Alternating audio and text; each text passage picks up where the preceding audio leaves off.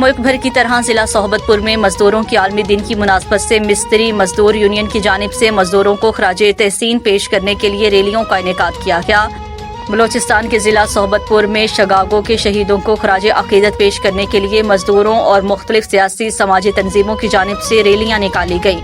मिस्त्री मजदूर union, जामोट youth और शहरियों की जानिब से मांझीपुर सिटी में रैली का इनेकाद किया गया। रैली मुख्तलिफ रास्तों से होती हुई जिना प्रेस क्लब पहुंची, जहां पर मुकर्रिरीन ने खिताब करते हुए मजदूरों के आलमी दिन की मुनासबत से अपना पैगाम दिया है कि हुकूमत की जानिब से हर साल 1 मई के दिन पर मजदूरों को उनके हकूक और उजरत के हवाले से ऐलानात तो बहुत किए जाते हैं, लेकिन आज तक उनको अमली जामा नहीं पहनाया गया।